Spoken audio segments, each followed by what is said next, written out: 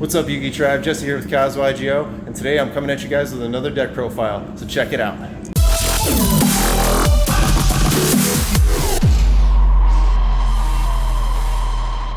Alright guys, I'm here with my friend Shawn, and what'd you do, Shawn?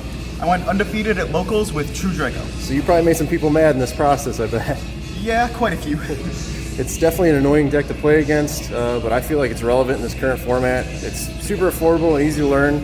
I myself would like to learn it so I know how to play against it better, but yeah, let's get into it, man. Alright, so first of all, shout outs to my friend Tim. He got me most of the cards for this deck. He taught me how to play it.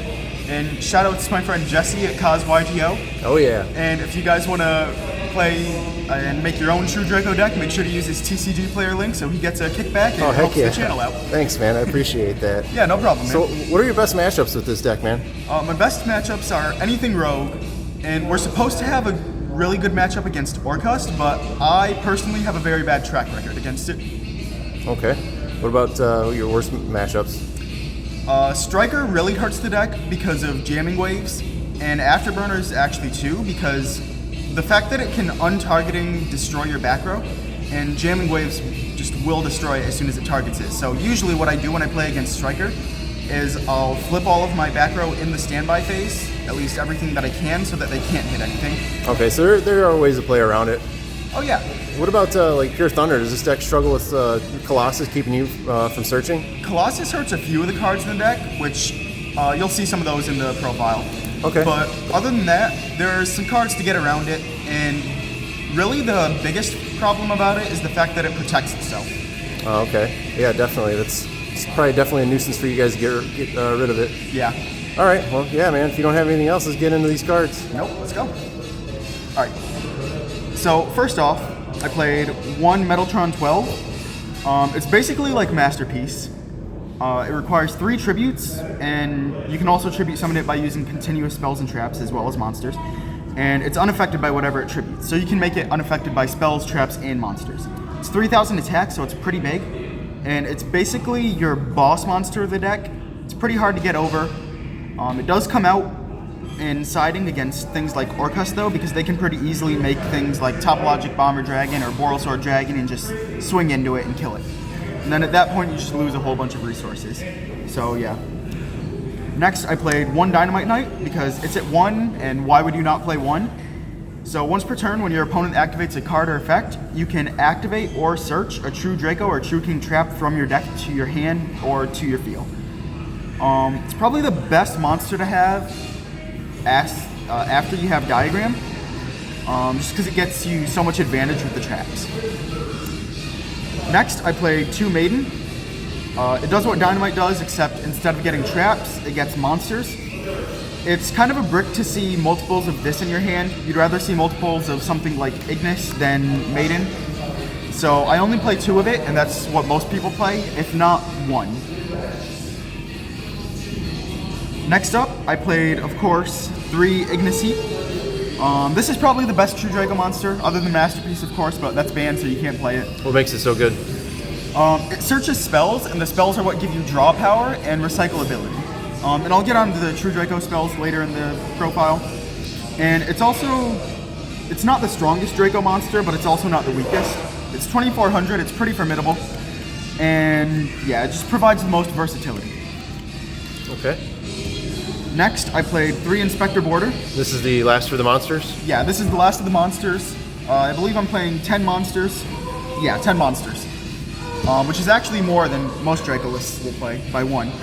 So, this is probably the most confusing card of the deck, because basically what it says is if you don't have an extra deck monster out, you can't activate monster effects. And then if you have 1 extra deck monster out, you can activate 1 monster effect. So say you do something like using a Synchro monster to go into something like, I don't know, say Link Revo, but forget the fact that you probably won't be doing that. If you activate an effect while the Synchro monster is on the field, you still won't be able to activate another one once the Link monster is on the field, because you still only have 1 type of extra deck monster out. Sorry? This card, it's still confusing for a lot of people, but yeah, now that you explain it like that, it makes it a little bit easier to understand. You can use 1 effect per whatever type of extra deck monster you use, whether it be Fusion, Synchro, Link, or Xyz. Yeah. And I went to regionals with a pretty similar list as this the other day. I didn't do so well, but round 2, my opponent had to read this like twice every turn. It was crazy. So yeah. Next, onto the spells. First of all, 3-card of Demise. It's the best draw card in the deck. Draws 3 cards for the price of not being able to special summon, and your opponent takes no damage for the rest of the turn. And you also discard your hand during the end phase, but usually you don't have a hand to discard, so yeah. It gets you into your floodgates, it gets you into whatever you need. Next, I play 2 Pot of Duality. I only play 2 because of Colossus, and this card technically searches, so you can't activate it under Colossus. I was playing it at 3, and then when Colossus came out, I dropped it to 2, and I've been playing it at 2 ever since. I did not know that was considered a search card. Yeah, because it doesn't say draw, it says add one of those cards that you excavate. Right. So because of that, it's considered as adding a card from your deck to your hand, except by drawing. So yeah, only 2. Okay. Next, 3 Called by the Grave. You all know what this does. It stops hand traps, and it's also a slight floodgate, but not like super relevant. It helps against Salamangreat when they do things like, what is it? Foxy in the Graveyard. You need to upgrade those to a new Prismatic Secret, man. Yeah, I do. Secrets are old news now, or supers are old news now. Yeah, they are. I'm working on it. 1 Terraforming to search your 3 Gigonic Diagram. It's at 1, sadly, so you play 1. 3 Diagram because it searches basically your entire deck, anything you need. This is the most important card of the deck, would you say? Yeah, probably. What's really crazy is when you can see more than 1 diagram in a turn. And it's actually not that hard to do because you have so many draw and search cards in the deck. So what it does is it destroys a card in your hand or on your field to search a True Draco or True King card. So any of your monsters, any of your True Draco spells or traps, it's really great. And then also, it gives your Draco monsters 300 extra attack, making them big enough to beat over most things. And each tribute summon monster isn't destroyed by battle the first time each turn. So it's really good. Probably the heart and the soul of the deck. So it protects, it searches, it gives a boost to your attack. Yeah, definitely probably a pretty good card in this deck, absolutely. Yeah, and it's banned in the OCG, but you know, it's at 3 in the TCG, so. So run it. Yeah. Next up, 3 True Draco Heritage and 3 Disciples. Heritage can draw a card for each True Draco card type sent from the field to the graveyard. That turn, that includes monster spells and traps. And Disciples is how you recycle your deck. So it targets up to 3, or no, exactly 3 True Draco or True King cards in your graveyard. It shuffles them into the deck and draws 1 card. So what you can do is activate 1 Disciples, shuffle the other 2 back into the deck, and then, yeah, it's basically just a loop so you never deck out. As long as you have 1 Disciples to shuffle back another Disciples, you're good. And then they also both have an effect that they give you an additional tribute summon, and if they're sent from the field to the graveyard, they can target a spell or trap on the field and destroy it. And yeah, that's it for the spells. So again, more utility. Yeah. Sucks when... I like that these cards serve more than just one purpose. Yeah, and it really sucks when you blind pop back row, like against something like Altergeist or Furhire, and you pop up Waking the Dragons. That happened to me a couple times. Can't do that, man. Yeah. So next up, the True Draco Traps. 1 True King's Return because it's at 1, and 3 True Draco Apocalypse. This is the better of the traps. If this came to 3 tomorrow, I'd probably only play 2 of it. But I don't know. It depends on what the format's like. What's the reasoning behind why would you only play 2? It's just not as good as the Apocalypse? Yeah, it doesn't serve as much purpose. So here, what it does is both of these during your opponent's turn, they give you a tribute summon. So if you tribute themselves, they serve as disruption. Because they also both have a similar effect to Disciples and Heritage, where if they're sent from the field to the graveyard, they can target a monster on the field and destroy that monster. So if you activate, say you activate the card and you have a monster in your hand, you tribute the card, and then you just get to pop one of their monsters. So It's really good, both of them. And then they both have different effects too. There's one effect that's different. True King's Return can special summon a True Draco monster or True King monster from your graveyard in defense. So basically what it does is it just chump blocks damage in the battle phase. It's not really that great for that, but it also serves as a way to summon back a monster if you were to summon something like Metaltron. It's really good with Masterpiece too, because just this card in Masterpiece with a monster in the graveyard is a monster trap immune Masterpiece. It's not the best combination, but yeah, it's alright. Okay. So True King's Return. So its effect is that you can target a True Draco or True King card you control. Apocalypse, you mean? Oh, did I say return? Yeah, Yeah, Apocalypse. so okay. So it targets a True Draco or True King card you control, destroys it, and if it does that, all of your opponent's monsters get all their stats halved permanently. For the rest of the game? Yeah, as long as they remain face up on the field. Got it.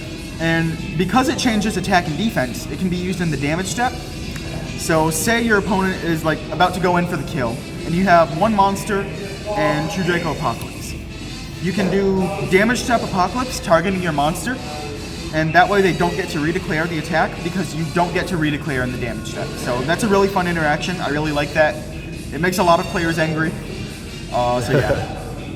That's what this deck is all about. You just make them angry enough to where they just scoop so you win, right? Yeah, basically. Next up, 3 Crackdown. It's a pretty new card. It's really good. That's why I'm running Metaltron now. I wouldn't run Metaltron before this came out, but this just makes it so easy to make Metaltron immune to everything. And it's also a pretty good floodgate even if you don't have Metaltron. So it just steals a monster that your opponent controls. It can't attack or activate its effects, but it still serves as tribute fodder. Next up, one of the next most important cards of the deck. It's our way to out Colossus, the Monarch's Erupt. Ah, okay. So this is what shuts Colossus down and lets you continue with your searching and all your plays. Yeah, so basically it's just skill drain for non-tribute summon monsters. And you have to control a tribute summon monster to activate it. And also, during your end phase, if you don't control a tribute summon monster, it blows itself up. So yeah, it's really good, especially if you see like 2 of it. Depending on the matchup, it can be really good or it can be eh. And you can't run an extra deck when you have this card, correct? Right. You technically could, but it says that you have to have no cards in your extra deck to activate it, so yeah. You won't see the extra deck variant running this, so yeah. I'm clearly running the Erupt version, the extra deck list. Yep. No extra deck with this version. Yep. Final 3 cards? Yep. Probably the most expensive card right now. This thing is skyrocketed in price. I think it was like $15 when I looked this morning. Yeah. There can be only one. It hits a lot of the meta right now. It hits Striker, it hits Thunder, it hits Orcust, it hits a lot of the rogue decks too. Anything using Guard Dragons. So what it says is it's kind of like Rivalry of Warlords, but instead of only being able to control one monster type, you're only allowed to control one monster of each type. So you're allowed to control like one warrior, one spellcaster, one dragon, one I don't know, winged beast. Yeah. So it's a really good card. I really like seeing multiples of this, especially against decks like Salamangreat and Orcust, where they're really mono-type. So next, onto the side deck, which I have over here. So I ran 3 Amano Iwado. I sided this in going second most of the time because it's better than Border when you go second. This is a very frustrating card for me, personally. Yeah. So it's kind of like Border, but just no monster effect can activate except for spirit monsters. And it's a spirit monster, so during the end phase that it's either normal summoned or flipped face up, it will bounce back to your hand.